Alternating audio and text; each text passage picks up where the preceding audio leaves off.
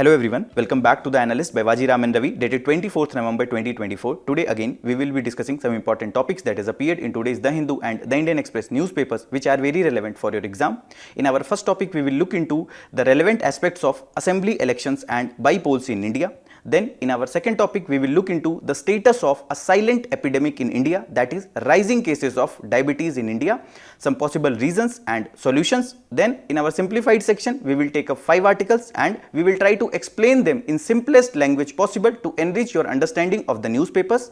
Additionally, we have also incorporated some prelims pointers which is going to be very important for your upcoming prelims 2025 exam. So please have a look on them also and stay tuned. So our first topic is assembly elections and bypolls in India. The context of this particular topic is that the results of assembly elections and bypolls has been declared by Election Commission of India on Saturday. This particular topic pertains to syllabus of your GS paper 2, elections and cooperative federalism. The results of this particular election, that which party actually won the election or what is the number of seats they got, is not very important for our exam. But the constitutional and legal framework under which these assembly elections and bypolls are conducted, that is very important for our exam, and that is the aspect on which we will be focusing. So based on the level at which elections are conducted, they can be categorized under various subheads. For example, we have the elections at Union Executive level for the elections of President and the Vice President of India. Then at Central Legislature level, we have the elections of the members of Lok Sabha and Rajya Sabha. Then at State Legislature level, we have the elections for the members of Legislative Assemblies and Legislative Councils. Then we have some local level elections. That is the elections of members of panchayats and municipalities. All these elections, that is elections of President and Vice President, the members of Lok Sabha and Rajya Sabha, the elections for the members of Legislative Assemblies and Legislative Council, all these are overseen, all these are conducted by the Election Commission of India. But the elections of panchayats and municipalities are overseen by the State Election Commission, which is a constitutional body. You people tell me in the comment box that which particular article talks about the State Election Commission. Also, there is another subcategorization of the elections. For example, they can be categorized under the primary election, which mainly talks about for promoting the inner party democracy or intra-party democracy. So let's suppose there are 5 people who want to contest from the New Delhi constituency. Now party may go for an inner party poll to actually see that which particular member is more suitable to whom the party should give the ticket and who should contest from this New Delhi constituency. So this primary election is mainly calls for the intra-party democracy or inner party democracy, that is polls within the party. Then we have the general elections, where the elections are conducted nationwide at any one particular point of time. For example, the Lok Sabha elections 2024 is an example of general elections. Then we have the assembly elections, in which the members of the state legislatures are elected. And at any one particular point of time, one state or a group of states may go for assembly elections. Then we also have some special elections that might be conducted to fulfill any vacancy that have arisen due to resignation or death of members. So bypolls are examples of a kind of special elections. Now coming to our discussion on the assembly elections. Under part 6 of the Constitution, Article 168 and 212 define the structure and the functioning of state legislatures. Under Article 168, it talks about the composition of the state legislatures, whether it will be a unicameral or it will be a bicameral legislatures. Unicameral means it will only have a legislative assembly, whereas bicameral legislature means it will have a legislative assembly as well as a legislative council. There are 6 states which have bicameral legislatures. You people tell me in the comment box that which are those 6 states which have both legislative assembly and legislative councils. Then under Article 170, it provides for the composition of legislative assemblies, that who will be the members of legislative assemblies. For example, earlier there was some reservation that has been provided to some states for the members of Anglo-Indian community. Then we have Article 172, which actually talks about the tenure of the state legislature or state legislative assembly. Here, that general tenure is 5 years unless and until it has been dissolved prematurely, either due to the loss of confidence by the Council of Ministers or due to a state level emergency or president rule in that particular state. Then this Article 324 to 329, which comes under Part 15 of the Constitution, that is the elections of India. It empowers the Election Commission to supervise and the conduct of the elections. We have also some other laws, that is Representation of People's Act, that is 1950 and 51. The 1951 RPA defines the electoral rules, that who will be the members who will be eligible to contest the elections, who will be the member who may cast their votes in that particular polls. And the RPA 1950 also talks about the process of delimitation. This particular topic, delimitation, is very important for your exam, as there was a question that was asked in year 2024 prelims. And delimitation means the act or process of fixing limits or boundaries of territorial constituencies in a country or in a particular state or province. In India, the Delimitation Commission Act was enacted in year 1952. And Delimitation Commission is appointed by the President of India, and it works in the overall collaboration with the Election Commission of India. Till now, Delimitation Commission has been formed 4 times. You people tell me in the comment box that which were the years in which the Delimitation Commissions were formed. Then this RPA 1951, it focuses on the elections, conduct, eligibility and electoral disputes. So mainly the overall framework is provided by the RPA 1950, but actual conduct of elections has been governed by this RPA 1951. For example, the categories or the areas under which the particular members may be disqualified from the membership of the house, that is provided under the RPA 1951, or the electoral malpractices of everything is given under this RPA 1951. Then the bypolls, as we have talked, these are the special elections, and they are mainly conducted to fill the vacant seats, okay, that might have arisen due to death of member or due to the resignation of the member or due to conviction of that particular member or the expulsion from that particular house. And the main objective is to timely filling of the vacancy so that the people are represented in that particular assembly or that particular house.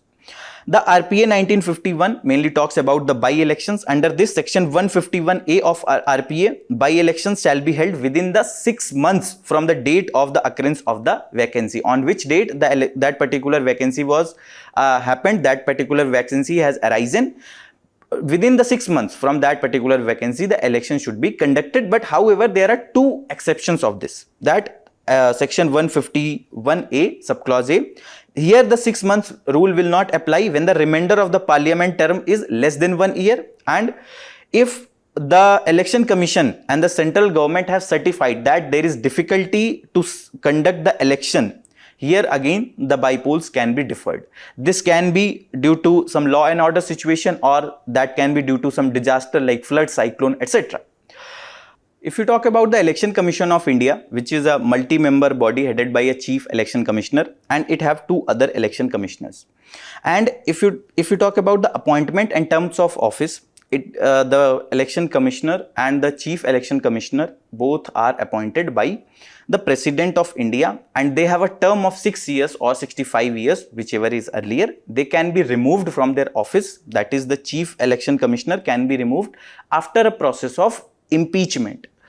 And the other 2 election commissioners can be only removed by the recommendation of chief election commissioner.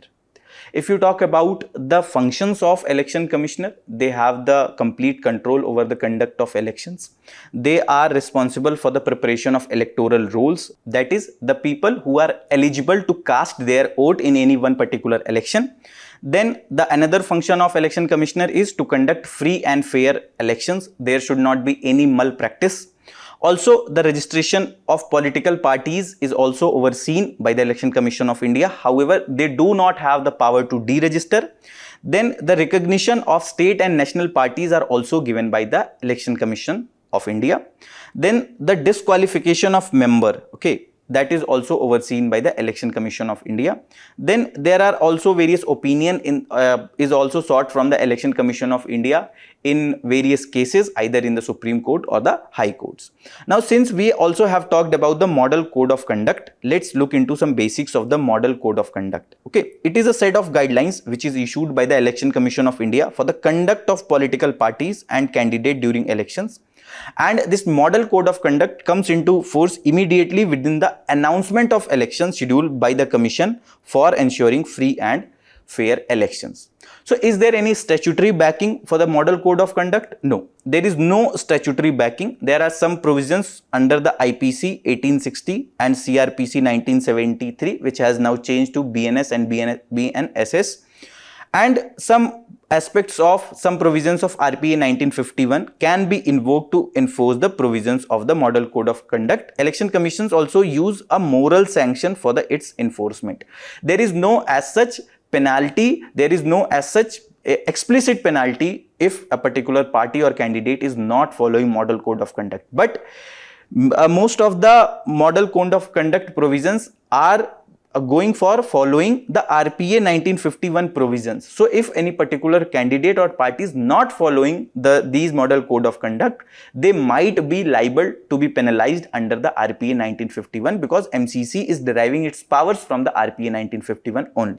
If you talk about some basic features or the basic provisions of RPA 1951, that is, the all posters and ball writing related to campaign should be removed from public places within 48 hours. Okay, after the election dates has been announced, then the people carrying cash should present valid documents for what purpose they are carrying. No party or candidate should indulge in any activity that may cause tension and hatred between caste and communities. No loudspeaker permitted between 10 p.m. to 6 a.m. Criticism of other political parties should be confined to their policies only. There should not be any personal attacks. However, time and again it is being violated. Then political ads requires pre-certification by media certification and monitoring committee. Then also there are various other aspects, like the minister should not use the official machinery for election work, because they have to show the expenditure that has been done for the conduct of their election in their personal capacities. And there are other provisions that is applicable for the parties also and the individual candidates also. So what are the importance of these state assembly elections? First, it is very important for policy implementation at grassroots, because they shape local policies directly. For example, if there is a scheme, that is midday meal scheme or the PM Kisan scheme, it is the local governments who are actually implementing these schemes. So until and unless there will be a proper government at the state level, it will be very difficult for even the central government or the governance structure to properly implement any one particular policy or any one particular scheme of government of India. For example, in the PM Kisan scheme itself, the identification of beneficiaries is done by the state itself. The verification etc. is done by the state. So without their help, it will be very difficult to implement the policies, to implement the schemes. Also, it helps in federal balance of and autonomy. That is, it ensures the decentralized governance under Article 246. As the 7th schedule and under Article 246, it has provided for 3 lists, that is union list, state list and the concurrent list. All the subjects under the state list, the state government have complete jurisdiction. So it is helping the state government to somewhat have some autonomy in those subjects. Okay. And for example, Kerala's unique healthcare model, which has helped in tackling various epidemic and various pandemic in the Kerala, that was only possible because health is one of the state subject under the state list. Then the reflections of public sentiments. There might be some local level issues which might be reflected better under the state elections. That is, it indicates the voter preference and the political trends. Also, it catalyst for the regional development, because the constituencies at the state elections are much smaller as compared to constituencies at the general elections or the Lok Sabha elections. So under the Lok Sabha election, there might be a case some regional issues may be unheard or they might be neglected. But due to these state elections where the state constituencies are much smaller as compared to the national level elections, the local level issues are highlighted, they are addressed well. Also, the check and balances on the center. That is, it prevents the over centralization in the federal structure. It ensures that power is divided, there is autonomy at the state level also. Also, it determines the representation in the Rajya Sabha, as under the 4th schedule, the determination or the distribution of seats in the Rajya Sabha is given. The members of legislative assemblies actually cast their vote to choose the members of the Rajya Sabha. So based on the elections of the state legislative assemblies, the members of the Rajya Sabha are also getting decided. That is also the point that emphasizes that why state assembly elections are very important. Then it also strengthens the democratic participation, means it empowers the citizen to voice the local concerns, local level issues. Then it has also helped in emergence of regional political parties, especially if you look into this recently Jharkhand elections. There has been few parties, okay, where some young generation have won the election, some young people have won the election. That has been only possible because in the state legislative elections, the local level issues take a precedence over the national level issues. So it has actually helped in rise of several small parties, several regional parties, especially in the northern belt area. Also, if you talk about the importance of bypolls, they are indicator of popularity and the strength of the ruling party, that how actually their schemes, how actually their policies are performing, what are the areas on which they have to work, what are the areas on which they are lacking. Then it also helps in gauging the public sentiment measure and assessing the support base, that what was their support base earlier, what is the area on which they have to work, what is, for example, there might be a case that some issues of the farmers are going unheard. So bypolls may give an indication to the ruling party that the concerns of farmers are very important. It is of utmost important to look into their issues and to address their issues. Also, it impacts the majority and the strength. For example, in the recently conducted bypolls in the Uttar Pradesh, one party got 5 seats and another party got 2 seats. So it will impact the strength, and it will also impact the passing of bills and etc., all the things that happen in the assembly. Then it also helps in experiment with their electoral strategies, okay, because in the bypolls there are few seats which are actually going for the polls. So the particular political party may experiment with some slogan or some particular strategy for going for election. So if that particular strategy might be successful in the bypolls, they may go for conducting that particular strategy in the overall assembly election or national level general elections. Also, the overall fiscal and the government policy change is also getting reflected, getting impacted by the bypolls, because bypolls helps in gauging that what should be the government's approach towards the fiscal expenditure or towards the shaping their overall policies and the schemes. Then if you talk about the overall issues under the electoral system of India, the first important issue is the low voter turnout, particularly in the urban areas. What is happening? There is a case of urban apathy where the urban people are less interested towards casting their votes. What we have generally seen in the rural areas, people are more enthusiastic towards casting their votes. In some of the cities like Bangalore, etc., the voter turnout has been much lesser than the 60%, which is more than 60% is the national average. Then electoral malpractices, for example, use of money and muscle power, use of social media for fake news, etc.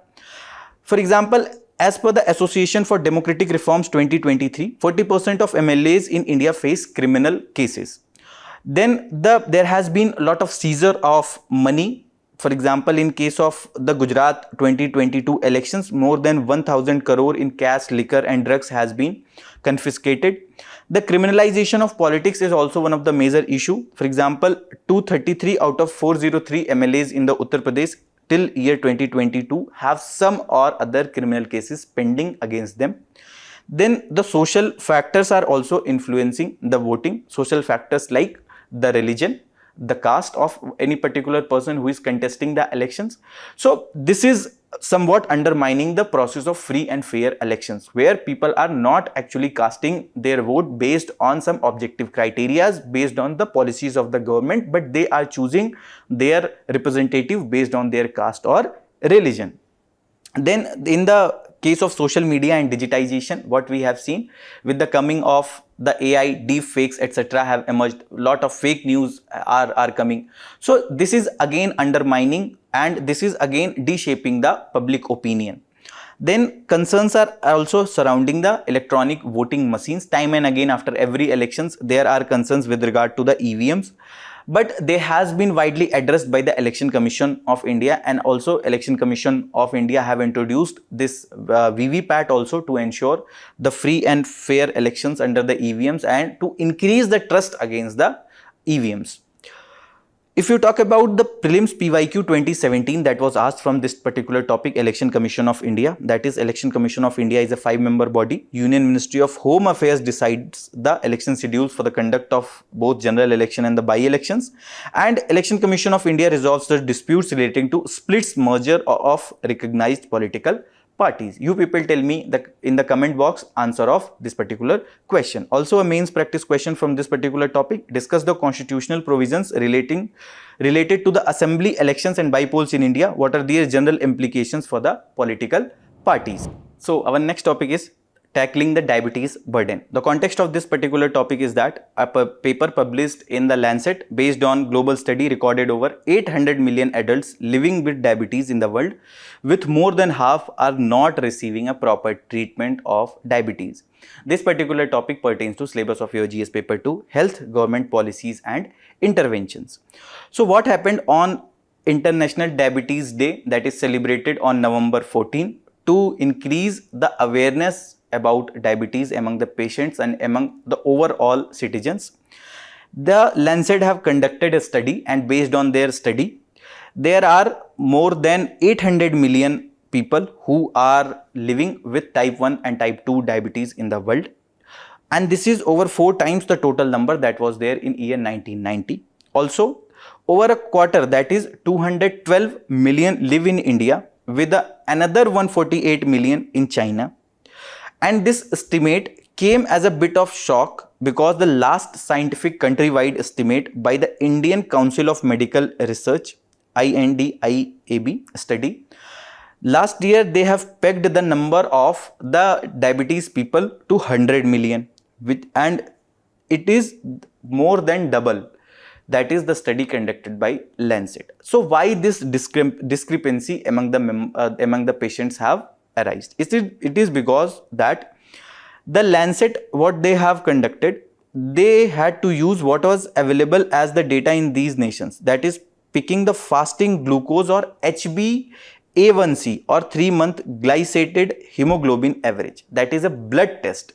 So the particular Lancet study is relying on this particular test, that is HbA1c, which is a blood test, that is a glycated hemoglobin average, whereas the ICMR study used a fasting measure and a 2-hour post prandial value to come up with the number of people who have elevated blood sugar levels. ICMR study was based on the fact that they will take up the test, that is the blood glucose level, that is at the fasting level, and then after person takes meal, then after that taking of the meal, after 2 hours they will conduct that particular test. So there is no as such glycated hemoglobin average test or the blood test involved to check the glucose level. So due to the methods that the Lancet study involved and the ICMR study involved, there is discrepancy among the data. But we will have to accept this particular fact that India is battling with this silent epidemic, that is the rising cases of diabetes in India. Also, if you look into this data, whatever the data is coming, more of the urban population is facing the issue of the diabetes. More of the urban population is battling with the diabetes as compared to the rural population. Almost 10% of the diabetic patient are in urban areas, whereas 5% are in rural areas. Also, there are regional variations. For example, some southern Indian states like Tamil Nadu, etc., have more burden of diabetes as compared to the states in the northern India. So what is this diabetes? These are mainly three types of diabetes. One is the type 1 diabetes, which is often hereditary, which is transferred from the mother or father to their children.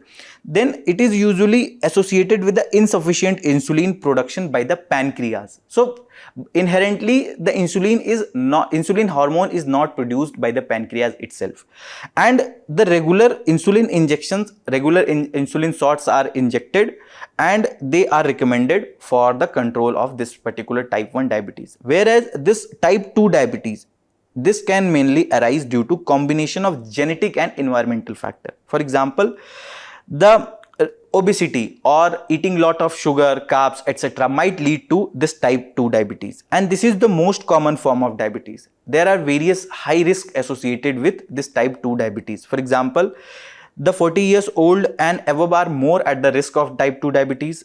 Being overweight, lack of regular physical activity might lead to this type 2 diabetes.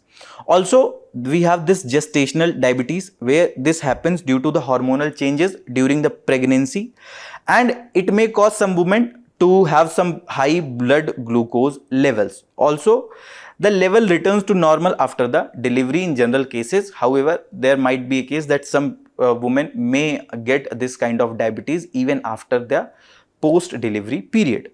At times, these women may be at risk of developing type 2 diabetes later in their life after the birth of children. If you look into the comparison between type 1 and type 2, type 1 cannot be prevented or cured because it is hereditary. The body does not create enough insulin under this type 1 diabetes, and the causes are unknown, but genetics play a very important role in the type 1 diabetes and requires insulin injections for life. Whereas type 2, it can be prevented through lifestyle modification. If we are following a proper lifestyle, that we are doing exercises regularly, we have a control on our diet, what we are eating, etc., then type 2 diabetes can be prevented.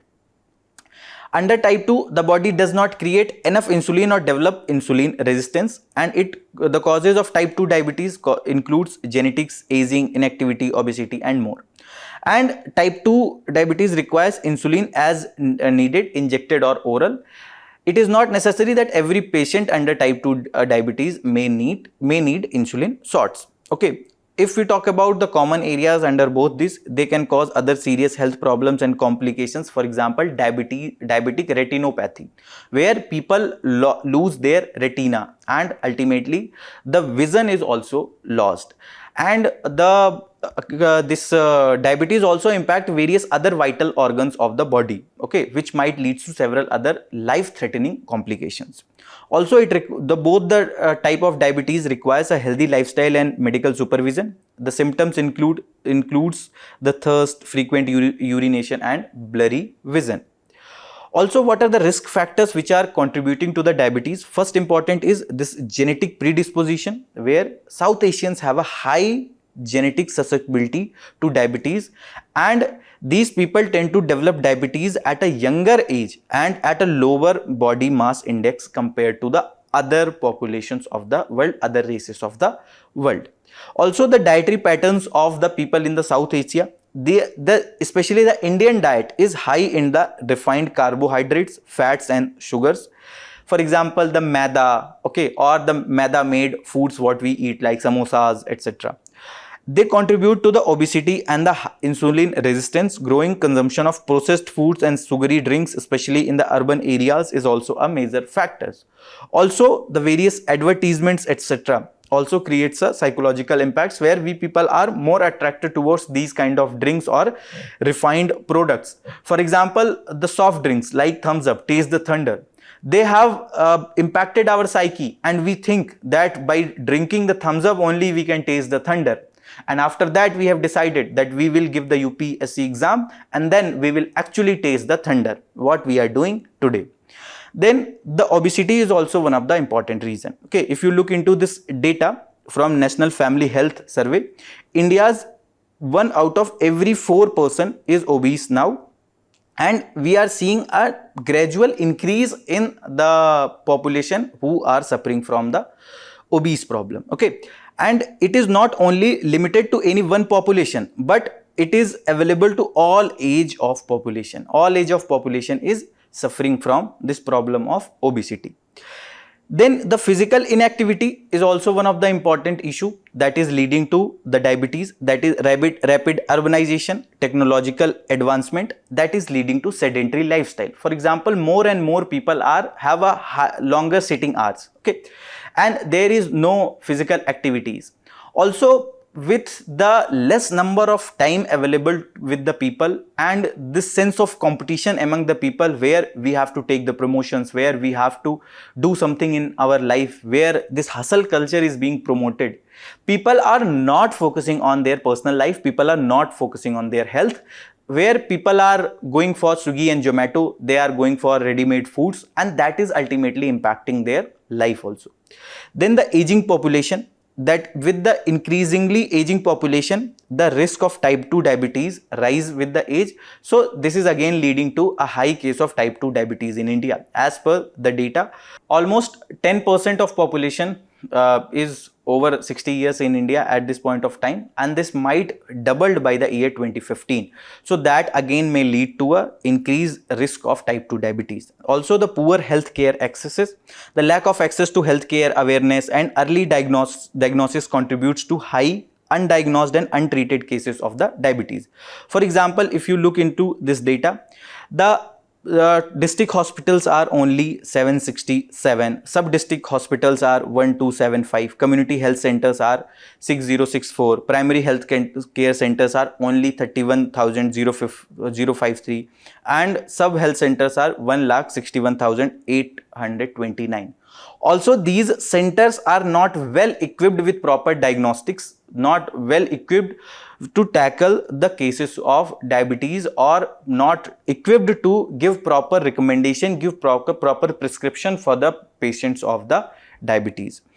So if you look into the challenges in the tackling diabetes in India, first important is the lack of awareness, this attitude where people neglect the diabetes for a longer time. Okay, this leads to further complication. Also, there are some people who are unaware of the diabetes and its risk, and that may lead to delayed diagnosis and complications. For example, as per this study of ICMR conducted in year 2022, nearly 50% of diabetics in India remain undiagnosed for a larger point of time, for a larger amount of time. Also, the rural health infrastructure, which is not well equipped to tackle the issue of the diabetes properly. For example, as per the National Health Profile 2022, India has only 1 doctor per 10,000 people in rural regions, far below the WHO recommendations.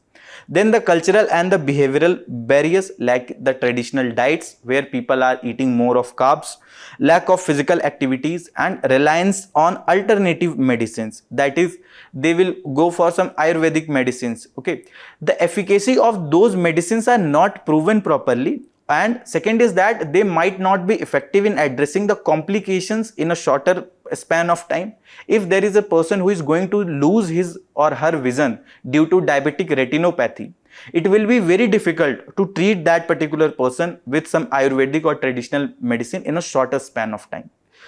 So the Lancet Global Health 2020 highlights that 65% of Indian consume diets which are rich in the refined carbs, and that is one of the major reasons for the high cases of diabetes. Also, the rising healthcare cost, that is for the treatment of the diabetes, especially the type 2 diabetes, at least 16,000 to 62,000 annual cost is required as per the study of ICMR, which is unaffordable for the large chunk of the population, which again creates the issue of tackling the diabetes properly. Then if you talk about the government initiatives and the policies that are needed to address these issues which are being run by the government, there is National Program for Prevention and Control of Cancer, Diabetes, Cardiovascular Diseases and Strokes, which is focusing on creating awareness, proper screening of the patient's diagnosis and treatment of non-communicable disease, and diabetes is one such non-communicable disease which is being addressed through this program. Then there are various public health campaigns which are being run by the government, which is focusing on promoting a healthy diet. For example, the Eat Right movement, which is focusing on choosing a healthy life, where people are going away from their sedentary lifestyle. They are focusing on physical activity, they are taking the healthy diets, etc. Also, it is promoting diet, exercise and regular checkups. Then the ICMR is also conducting regular researches so that they can come out with some conclusion that how diabetes can be addressed well. Also, they are focusing on increasing the awareness with regard to the lifestyle changes and the affordable solutions that can come. Also, the Ayushman Bharat scheme, which has provided for the insurance for the treatment of diabetic related complications. Then FSSAI have also came with various guidelines time and again, which labels the sugar content in every product, every packaged food that is coming in the public domain. So what should be the way forward? First important is we should strengthen the primary healthcare system. We have to expand the accessibility to ensure that the diabetic care can be provided properly. We need to promote the awareness and the education. For this, we can have campaigns for lifestyle and the dietary changes, especially in the urban population. We need to implement the regular screening programs for early detection to prevent the complications of the people. Affordable and accessible medications can be also provided, for example, subsidized insulin and essential drugs. And for this regard, the Jan Aushadhi Kendra, etc., that are being run by the central government has been very instrumental. Then focus on the preventive measures, for example, encouraging exercises, balanced nutrition and mindfulness, meditation, etc. can be very helpful in tackling the diabetes. Also, leverage technology and telemedicines, for example, digital tools or for monitoring and management can be provided. The telemedicines, telemanas facility, etc., that is already there, that can be extended for the diabetic patients. The public-private partnerships that can also help in collaborating for overall infrastructure and resource management, so that this silent epidemic can be addressed well in a shorter span of time. A mains practice question from this particular topic: India is witnessing a rapid rise in prevalence of diabetes, posing a significant health and socio-economic challenges. Discuss. In our simplified section, our first topic is zero cervical cancer cases among the women who were vaccinated early. This particular topic pertains to syllabus of your GS paper 2, health issues related to women, and this has appeared in today's The Hindu, page number 12. The context of this topic is that a population-based observational study from 1988 to 2016 in Scotland has found that zero cervical cancer cases in women who were fully vaccinated with HPV vaccine when they were 12 to 13 years of age. And this HPV immunization program began in Scotland in 2008. Women who were vaccinated with 3 doses of a bivalent HPV vaccine at 14 to 22 years of age as part of catch-up program had a significant reduction. Per 1 lakh population, there were only 3.2 cases of cervical cancer incidences compared with the unvaccinated women. So what this particular article is all about, that the women who were vaccinated at the early age when they were not sexually active, so it has led to preventing the cases of cervical cancer in overall population, especially in the women. Okay. Also, you should be knowing that this HPV virus, that is human papilloma virus, HPV have various type of strains. Okay, so HPV vaccine hasn't been very effective in tackling all the strains. Okay, so while HPV 16 and HPV 18 are responsible for about 70% of cervical cancers worldwide, there are several other HPV types that can cause cervical cancers. Okay, despite the bivalent vaccine protecting against the HPV 16 and 18, a small number of cancers related to other HPV types can arise, especially when vaccine directed HPV types are eliminated. So even some strains are already eliminated due to the effect of the vaccines. There might be a case that people may get some other type of strains, as that was happening in the case of COVID, that even after taking the doses of Covishield or Covaxin, we were not fully immune from the COVID-19, because the strain of that virus was changing rapidly, and same is the case with the HPV virus. Also, it says that one of the reasons for the reduced effectiveness of HPV vaccine is preventing the cervical cancer. That HPV immunization is that it should be done before the girls become sexually active, and HPV vaccine trials have shown poor or no protection against the pre-cancer among the older women.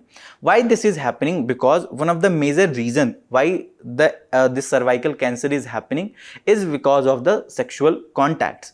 So if that vaccine has been given to the woman at a very early age, there are high chance that women will be prevented from that particular cervical cancer. Also, you have to understand that so much of these details, that is that particular vaccine is effective on which strain or on which strain it is not effective, that all that details are not very important for our exam, but yes, the basic details about the virus, about the cancer and about the vaccine is important.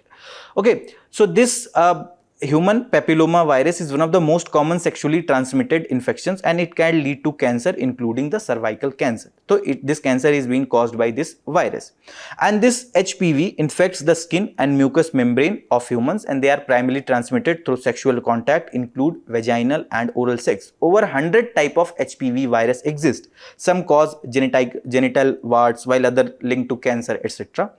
Most infections are asymptomatic and cleared by the immune system within 1-2 years. However, there are some strains that might lead to some or other form of cancers. Also, this particular HPV virus as well as the cancer can be prevented by the help of vaccine. If you look into some other basic detail about the cervical cancer, most people diagnosed with the cervical cancer are between the ages of 13 to 60, and all people who have been engaged in sexual activity are at risk of sexual HPV related cancers. Also, women between the age of 25 to 69 should be screened for cervical cancer every 3 years. If cervical cancer is caught at its earliest stage, the chances of survival is more than 85%, and that is why it is very important to go for regular checkups and diagnosis at regular interval of time. Also, India have developed one particular vaccine, that is indigenous cervical vaccine named Cervac, and this is first quadrivalent human papilloma virus vaccine developed in India by Serum Institute of India. What does this quadrivalent vaccine means? That it is effective against the 4 strain of HPV virus, that is HPV 6, 11, 16 and 18. Then it is introduced based on the recommendation by the National Technical Advisory Group on the immunization, and it stimulates immunity against the 4 distinct antigens. It is based on virus-like particles similar to hepatitis B vaccine, and it has been approved by the Drug Controller General of India for public health use. If you look into some causes of the cervical cancer, as we have talked, that is smoking, weak immunity, multiple sexual contacts, early or multiple pregnancies. Okay, so this is the area named cervix, and it is the cancerous cells that gets developed in this particular part, and that is mainly caused by the HPV virus, and that leads to the cervical cancer. Our next topic is UN panel adopts a resolution for first ever treaty to punish crimes against humanity. This particular topic pertains to syllabus of your GS paper 2, international treaties and agreements, and this has appeared in today's The Hindu page number 11. The context is that a key United Nations General Assembly committee adopted a resolution on Friday paving way for negotiations on first ever treaty on preventing and punishing crimes against humanity after Russia dropped amendments that would have derailed the efforts. So crimes against humanity are widespread or systematic against the civilian population. That includes acts like murder, enslavement, torture, deportation and persecution as outlined under the international law. For example, acts like genocide, the ethnic cleansing, sexual violence, forced disappearance and apartheid. For example, the case of Rohingyas, where they have been persecuted, can be categorized a crime against humanity. So to tackle this crime against humanity, there has been this treaty which is going on in the developmental stage. So this resolution, which was approved by the consensus by the General Assembly's Legal Committee, which includes all 193 member UN nations after the tense last mile negotiation between the supporters and Russia that dragged through the day of event. Okay, so there are some independent investigations which have alleged that Russia is doing some crimes against humanity, especially in the Ukraine. That's why Russia wanted to go for several amendments in this, but there were some supporters which is against those amendments which are being proposed by the Russia. Also, there was a loud applause when the chairman of the committee gave the resolution's approval. It is virtually certain to be adopted when the General Assembly put its for final vote on December vote. Okay, the resolution which is going to be put on vote calls for a time-bound process with the preparatory sessions in 26 and 27 and 3-week negotiating sessions in 28-19 to finalize a treaty on crimes against humanity. However, this is still in the developmental state. It will take its own time. Also, some other details about crimes against humanity. These crimes involve inhuman acts targeting civilian populations, often part of state or organizational policy. They addressed under the Rome Statute of International Criminal Court, Article 7, which defines and prosecutes such crimes. Unlike war crimes, crimes against humanity can occur during peace or war and or are not limited to the armed conflict.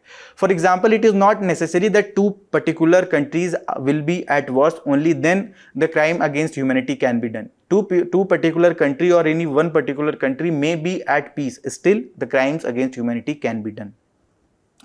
They were first codified during the Nuremberg trials after World War II, which were mainly related to the Nazi atrocities that were done, especially in the cases of Holocaust. Okay, notable prosecutions includes atrocities in Rwanda happened in 1994, Yugoslavia in 1990s, and Cambodia in the Khmer Rouge regime. Issues including jurisdictional limit, state sovereignty, lack of enforcement mechanism, and political interference in the international tribunals. That's why they often goes unpenalized. Crime against humanity can also be committed by non-state actors like terrorist groups, provided the acts are systematic and widespread. It is covering wide area, wide population, then they can be also categorized as crime against humanity. Also emphasized in the responsibility to protect doctrine, the crimes against humanity. It obligates states and the international community to prevent or stop such crimes. Then our next topic is that Indian coffee planters are expecting prices to remain high for 4 to 5 years. This particular topic is related to your GS paper 3 agriculture, and this has appeared in today's The Hindu, page number 11. Context is that coffee prices will remain high in near term and at least up to next 2 years as production of the commodity is on the global decline, said by the President, United Planters Association of South India. Okay, according to him, the global coffee stock has reduced, with major producing countries like Brazil, Mexico, Colombia and Vietnam seeing a decline in coffee production on account of adverse climatic conditions. Okay, India's Arabia coffee production has also dropped by 50% due to floods and droughts and other vagaries of the nature, such as temperature changes, soil related changes, etc. And these factors might help the prices to continue to stay high near term, at least up to next 2 years. Okay, what is happening when the production is very less? The supply is crunch is happening, and when there is less supply, obviously it will shoot up the prices and it will lead to high prices of the coffee.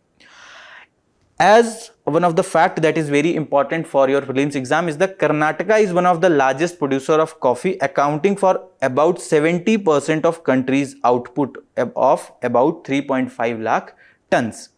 If you look into the global data, top 10 coffee producing countries as per this data from FAO, Brazil is number 1. The Brazil is one such country which is the largest producer of coffee. India's rank was 7. In year 22 to 23 as per the data from FAO.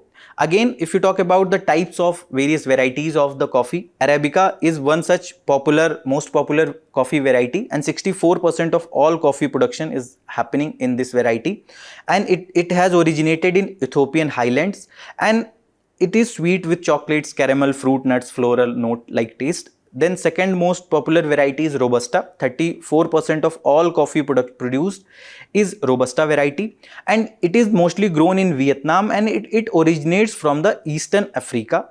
and they are more cheap and easy to produce. Bitter rubbery grain like flavor is in this particular variety. There are some other varieties like Excelsa, Liberica, etc. If you talk about coffee in India, it was introduced in India in early 17th century. In 1670, an Indian pilgrim smuggled 7 coffee beans from Yemen, marking its arrival on Indian subcontinent. The Dutch, who during their 17th century occupation under some parts of India, contributed to the cultivation of coffee in India. The commercial level growing of the coffee started during the British colonial time in the mid 19th century, especially in the Mysore region, in the present time state of Karnataka. If you talk about the climatic condition that is required for coffee, it requires hot and humid climate with temperatures ranging from 15 degrees Celsius to 28 degrees Celsius, annual rainfall from 150 to 250 centimeter. Harmful condition that it is susceptible to frost, snowfall, temperature above 30 degrees Celsius and strong sunlight. Ideal soil condition for coffee is well-drained loamy soils enriched with humus, minerals like iron and calcium. Fertile volcanic red earth and deep sandy loam soil is also very important for coffee. Less suitable soil condition, that is poor growth in heavy clay and sandy soils, are not very suitable for the coffee production. Also, there has been a coffee board of India that has been set up to ensure that the production is proper, export is happening at a proper level. Since UPSC have already asked one question related to the tea board, and they have also asked one question related to the rubber board, they might ask one question from the topic Coffee Board of India. So this is a statutory body which has been set up by Coffee Act 1942, and if you talk about the administrative oversight, it operates under the Ministry of Commerce and Industry, Government of India. Its headquarters is located in Bengaluru. Composition of Coffee Board of India, it includes 33 members with chairperson serving as the chief executive. Key functions of the board focuses on research, extension, development, market intelligence, and internal and external promotion of coffee. They try to ensure that better price discovery mechanism happens so that proper interventions can be done by the board or by the government. So in this regard only, you can see there was one question related to the coffee board that was asked in year 2010, that coffee plant requires a hot and humid climate of tropical areas where tea can be cultivated in both tropical and subtropical area. This statement is correct. Coffee is propagated by seeds, but tea is propagated by stem cutting only. Again, very extreme statement. Tea can also be cultivated from the seeds. So this second statement is incorrect, and the only one A only was the correct answer in this question. Similarly, the question that I was talking about with regard to the tea board that was asked in year 2022 itself, this is one question related to the tea board. This is your assignment. Please answer the question in the comment box that what should be the correct answer of this particular question with regard to the tea board. Again, it is a statutory body and the ministry is not given correct. Okay, headquarters is also not given correct. Rest you can deduce the answer of this particular question, and please give the answer of this question in the comment box. Our next topic is that NATO chief discusses the global security with Mr. Trump, and this particular topic pertains to syllabus of your GS paper 2, bilateral grouping and agreements, important international institutions, and this has appeared in today's The Hindu, page number 15. So, the NATO chief Mark Rutte held talks with US President-elect Donald Trump in Florida on the global security issues facing the alliance. And why this particular meet was very important? Because in his first term, Mr. Trump aggressively pushed Europe to step up defense spending and question the fairness of the alliance. Because the apprehension of Mr. Trump was that US was actually facing the burden, overall economic burden of the NATO, and the members, especially the European members, were not doing the defense spending. They were not equipping themselves with proper defense capabilities. And in this regard only, it will be good to see that how actually what will be the policy of Mr. Trump with regard to the NATO also. If you talk about some basic details about NATO, it was established in year 1949 by Washington Treaty, and it is a security alliance of 30 countries from North America and Europe, and it mainly works on the system of collective defense where independent member states agree for mutual defense in case of any attack by external party. As per the Article 5 of Washington Treaty, an attack against one ally is an attack against all. The headquarters of this particular NATO is in Brussels, Belgium. So most of you would have seen the Panchayat web series. If you will recall, in the season 2, when the Sachiv ji or the secretary of the Panchayat was attacked in the market, all the friends of secretary went to the market, because attack on any one person was seen as attack on everyone, was seen as an attack on the whole village. Again, in the next season, in the part 3, when the member of Legislative Assembly or Vidhayak was coming to attack the village, again everyone saw that as an attack on whole village, and everyone was focusing on this system of collective defense. So again, you can take some insights from the some of the web series also to understand some of the concepts. Also, if you talk about the functions of NATO, the political functions are: it promotes democratic values and build trust, and in long run it prevent conflict. If you talk about the military function, it is committed to the peaceful resolution of disputes. If diplomatic efforts fail, it has the military power to undertake crisis management operations as a matter of last resort. Our last topic is NCPCR seeks data to prepare SOP for children, and this is with regard to GS paper 2 statutory bodies, and this has appeared in today's Indian Express, page number 8. So, while prevailing poor air quality in the capital, National Commission for Protection of Child Rights has sought data from doctors across Delhi on children suffering from respiratory problems, and based on the data that will be coming, the central government, the commission will establish an SOP or guidelines for attending to the children suffering from respiratory disease, it told the doctors from across the city in a recent meeting. So, NCPCR was founded in the year 2007 under the Commission for Protection of Child Rights Act 2005. The objective of it is to ensure that all laws, policies and administrative mechanisms are in line with the Constitution of India and United Nations Convention on Right of the Children, which India ratified in year 1992. The mandate of the Commission is to protect and promote the rights of the children aged between 0 to 18 years. Also, it addressed violation of children's rights, including education, health, survival, development and participation. The composition of Commission, it comprises a chairperson. An eminent person committed to the child welfare is appointed by the central government, and 6 members, at least 2 women should be the member, who are experts in education, child health, juvenile justice or other child related fields, and all them are appointed by the central government only, and they functions as a quasi judicial body with power similar to civil court under the Civil Procedure Code 1908. Means they can summon the individuals, they can call for requisition of documents, and they can also investigate complaints. Also, NCPCR can take suo motu cognizance of any particular incident where the rights of the children are being violated, etc.